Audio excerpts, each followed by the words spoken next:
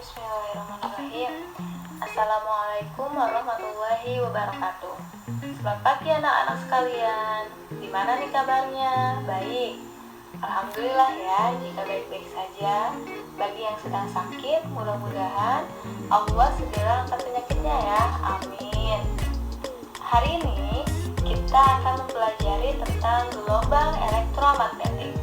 Nah, sebelum memasuki pembelajarannya, silahkan ya kalian scan dulu nih barcode-nya untuk mengisi daftar hadirnya. Jangan lupa ya. Baiklah, kita masuk ke dalam pembelajarannya. Pernahkah kalian melihat pelangi? Ada yang pernah lihat pelangi? Nah, apakah pelangi hanya terjadi karena pembiasan cahaya saja? Bukankah mereka termasuk juga ke dalam gelombang elektromagnetik? Loh, kenapa? Ya karena mereka itu termasuk ke dalam cahaya tampak. Atau yang lain deh, misalkan sinar UV, sinyal radio, dan masih banyak lainnya. Akan lebih seru jika kalian mulai untuk memperdalamnya. Karena apa? Karena banyak sekali manfaat yang bisa kita dapatkan dari mempelajari materi ini. Penasaran nggak? Harus penasaran dong. Oke, sebelum itu, Ibu ingin kalian mengetahui dulu apa sih tujuan dari pembelajaran kali ini. Untuk tujuan dari pembelajaran kali ini, yang pertama, kalian harus mampu untuk memahami sifat-sifat gelombang elektromagnetik beserta sumber radiasinya. Yang kedua, kalian harus mampu untuk menjelaskan spektrum gelombang elektromagnetik.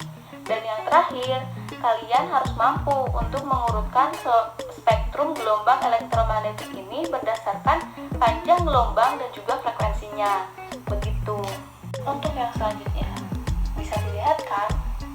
Nah, bisakah kalian mengisi atau memilih nih poin A atau B pada pertanyaan-pertanyaan ini? Ayo, coba jelaskan. Kenapa kalian bisa memilih hal itu? Jangan lupa jelaskan ya. Untuk lebih memperdalamnya, kalian bisa lihat kan rekaman yang ada di bawah ini. Silahkan tuh kalian lakukan studi literatur. Dan jangan lupa harus mengikuti prosedurnya atau langkah-langkahnya sesuai dengan LKPD-nya. Dibaca ya.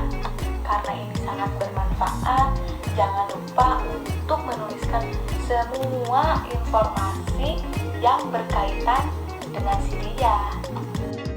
Sebelum mempelajari apa itu radiasi elektromagnetik, kita harus tahu dulu, harus memahami dulu nih, apa sih gelombang elektromagnetik ini. Kita juga harus tahu siapa pencetus atau penemu dari gelombang elektromagnetik ini. Sampai-sampai sangat brilian sekali dia bisa menemukan gelombang elektromagnetik ini. Bahkan kita juga tidak mampu untuk memikirkannya. Betul tidak? Oh iya, ada yang tertinggal. Kita juga harus memahami sifat-sifat dari gelombang elektromagnetik ini. Jangan sampai ketinggalan nih yang satu ini. Sebetulnya, gelombang elektromagnetik ini tidak membutuhkan perantara atau medium pada saat perambatannya. Ini membuktikan bahwa energi elektromagnetik ini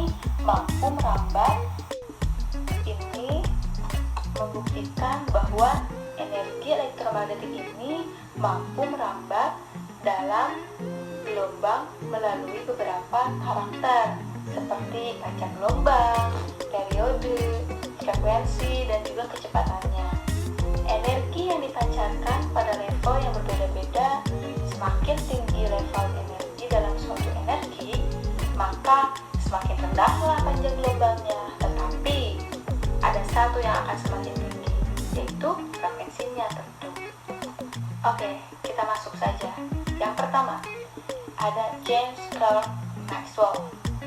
Dia adalah seorang fisikawan yang berasal dari Skotlandia. Tahu nggak kalian Skotlandia di sebelah mana? Ayo cari tahu dulu. Ini negara yang sangat luar biasa loh. Beliau adalah yang pertama kali menulis hukum dari magnetisme dan juga kelistrikan dalam rumus matematisnya tentu saja. Nah, pada tahun 1864 dia mampu membuktikan bahwa gelombang elektromagnetik ialah gabungan dari oscilasi medan listrik dan juga medan magnet. Gak lupa nih, beliau juga mendapati bahwa cahaya ini termasuk ke dalam salah satu bentuk radiasi elektromagnetik. Menurutnya, cahaya yang tampak oleh mata bukan hanya jenis ini yang memungkinkan radiasi elektromagnetik, tapi masih ada gelombang lainnya yang berbeda dengan cahaya tampak dan memiliki gelombang juga frekuensi. Itu kata dia, ini hanya baru sebatas ramalan saja atau hipotesis menurut beliau ya. Kedua, ada yang bernama Heinrich Hertz.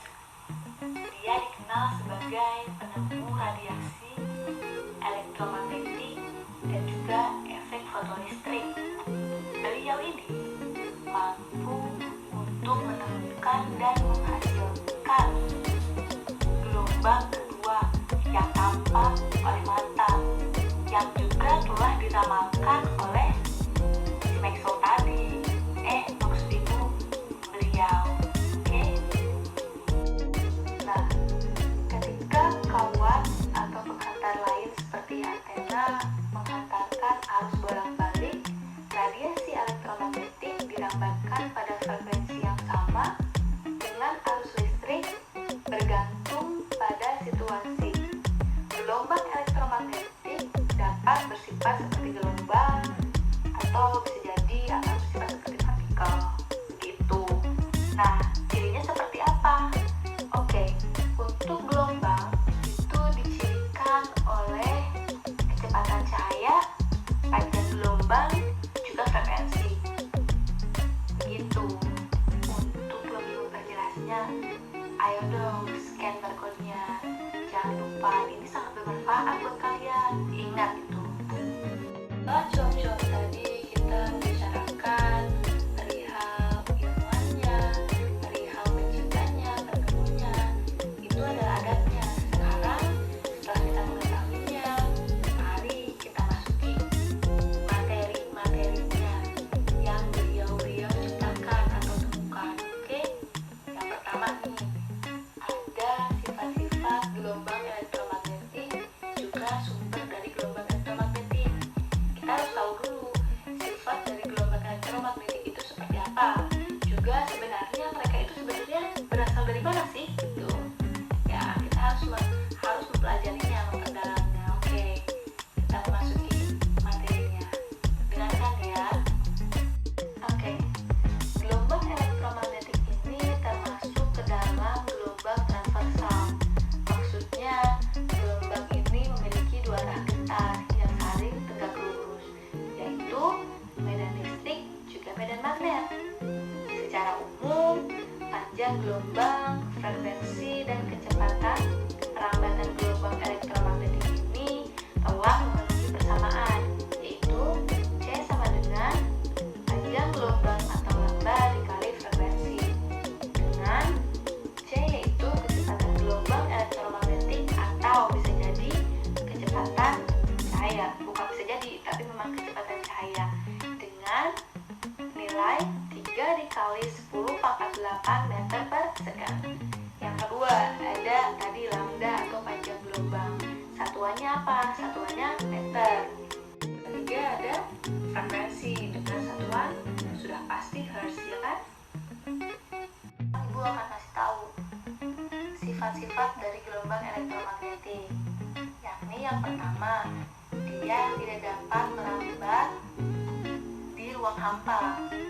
Yang kedua, tidak bermuatan listrik. Yang ketiga, beliau merupakan gelombang transversal. Yang keempat, arah rambatnya tidak dapat dibelokkan. Dan yang kelima, dapat mengalami polarisasi. Nah, sebenarnya polarisasi itu apa? Oke, polarisasi adalah peristiwa perubahan arah getar gelombang cahaya yang acak menjadi satu arah getar, ya. Gitu. Setelah kita mengetahui beberapa sifat-sifat dari gelombang elektromagnetik, apakah kalian bisa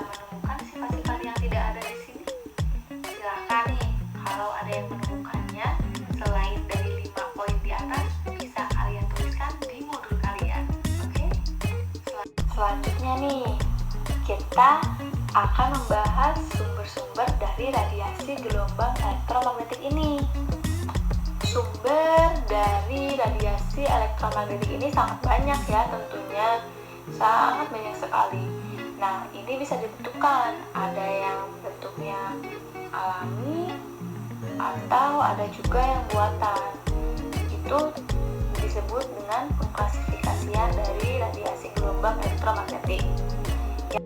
Yang pertama yaitu radiasi dari alam. Berarti ini murni dari alam ya. Yang pertama nih, sumber radiasi kosmik. Wow, radiasi ini berasal dari luar angkasa atau angkasa luar. Sebagian besar berasal dari ruang antara bintang dan juga matahari. Jangan salah, matahari juga termasuk bintang ya. Radiasi ini terdiri dari partikel dan sinar yang berenergi tinggi dan berinteraksi dengan inti atom stabil di atmosfer. Atmosfer bumi dapat mengurangi radiasi kosmik yang diterima oleh manusia. Tingkat radiasi dari sumber kosmik ini bergantung kepada ketinggian. Begitu. Yang kedua, ada sumber radiasi terestrial. Radiasi terestrial secara natural dipancarkan oleh radionuklida di dalam kerak bumi. Pertanyaannya adalah, radionuklida itu apa? Oke, Ibu kasih tahu nih. Radionuklida itu suatu isotop yang memancarkan zat radioaktif atau memiliki energi nuklir yang berlebih sehingga membuatnya tidak stabil. Radionuklida ini dapat memancarkan radiasi seperti partikel alfa, beta, dan juga sinar gamma.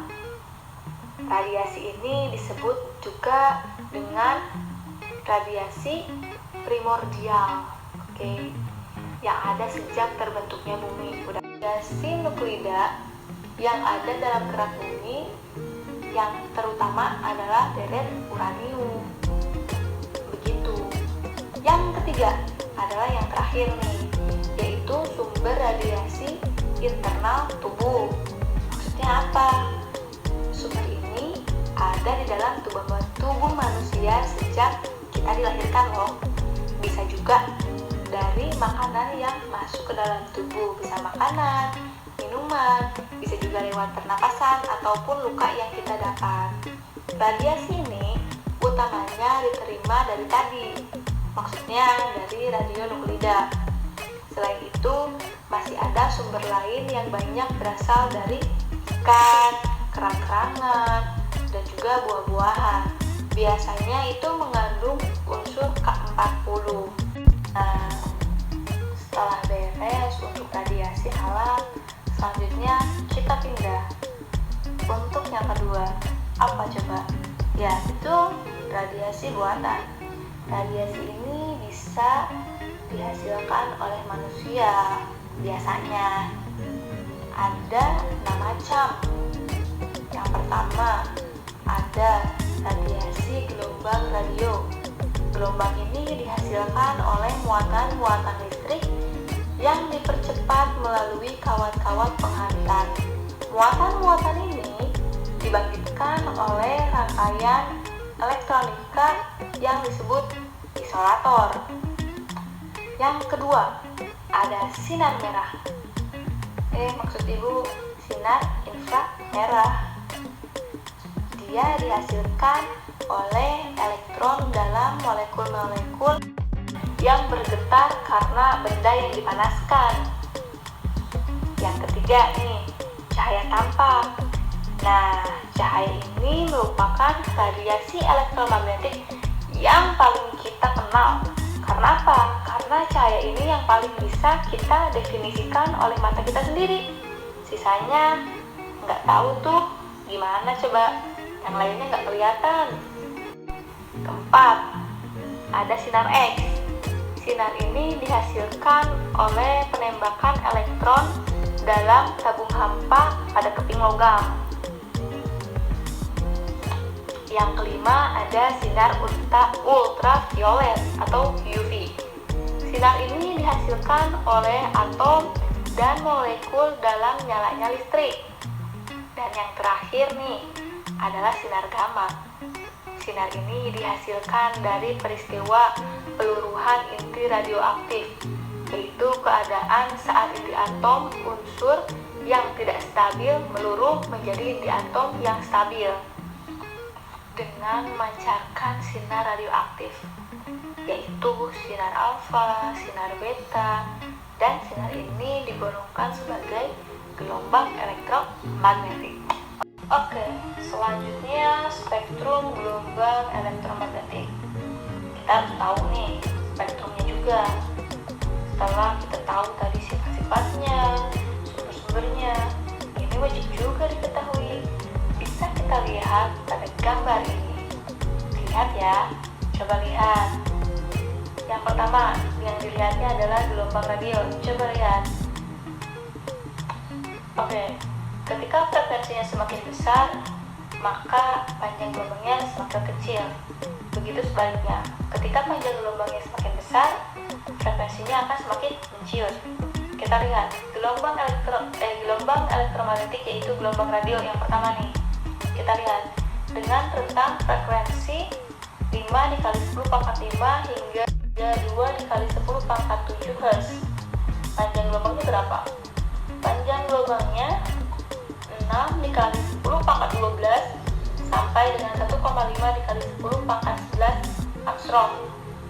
Nah, gelombang radio ini dihasilkan oleh muatan-muatan listrik yang dipercepat melalui kawat penghantar pembangkit muatan-muatan listrik pada rangkaian elektronika yang tadi disebut isolator.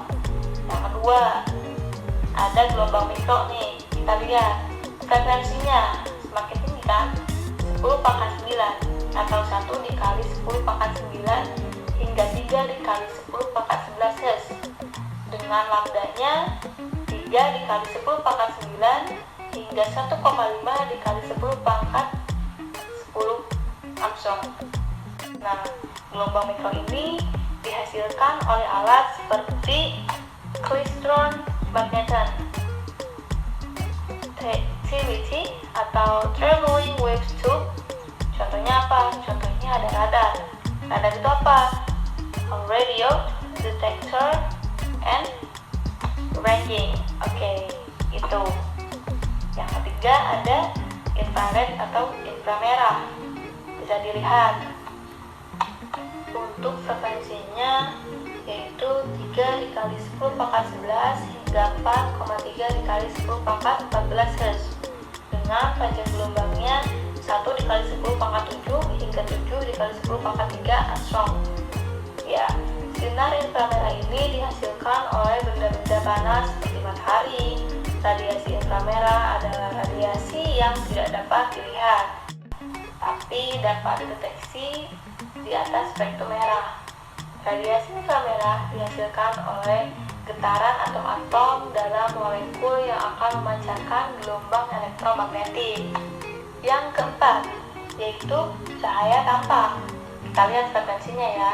Cahaya tampak itu menduduki frekuensi 7,5 dikali 10 pangkat 14 hingga 4,3 dikali 10 pangkat 15 Hz dengan panjang gelombangnya menempati 6 dikali 10 pangkat 3 hingga 4 dikali 10 pangkat 3 Armstrong. Nah, cahaya tampak ini dihasilkan oleh matahari dan lampu. Spektrum warna dari panjang gelombang terkecil hingga panjang gelombang besar adalah ungu, biru, hijau, kuning, jingga, dan juga merah. Begitu. Yang kelima, yaitu sinar UV atau ultraviolet dengan frekuensi 7,5 dikali 10 pangkat 14 hingga 10 pangkat 16 Hz atau 1 dikali 10 pangkat 16 Hz ya maksudnya. Terus panjang gelombangnya menduduki 3 hingga 6 dikali 10 pangkat minus 9 Armstrong. Sinar UV ini dihasilkan oleh benda yang sangat panas seperti matahari, Pengaruh sinar UV yaitu dapat menghitamkan plat foto yang berlapis perak bromide. Yang keenam ada sinar X dengan frekuensi 1 kali 10 pangkat 16 hingga 3 kali 10 pangkat 20 Hz dengan panjang gelombang 3 kali 10 pangkat 2 hingga 1 kali 10 pangkat 2 Hz ya, Armstrong. Sinar X ini dihasilkan oleh tembakan elektron pada kepingan logam, sehingga sinar X mempunyai daya tembus yang tinggi dan dapat menghitamkan plat foto. Terakhir, yaitu sinar gamma dengan frekuensi 1 kali 10 pangkat 18 hingga 8 kali 10 pangkat 24. Maksudnya 5 kali 10 pangkat 24 Hz ya, dengan panjang gelombang 3 hingga 6 dikali 10 pangkat min 7 Armstrong. Nah, sinar gamma ini dihasilkan oleh reaksi nuklir, yaitu inti atom yang tidak stabil dan mempunyai frekuensi terbesar serta dapat menembus plat besi. Nah, sekarang coba kalian urutkan gelombang elektromagnetik berdasarkan panjang gelombang dari yang terkecil hingga terbesar. Baliknya, urutkan pula gelombang elektromagnetik berdasarkan frekuensi dari yang terkecil hingga terbesar pula.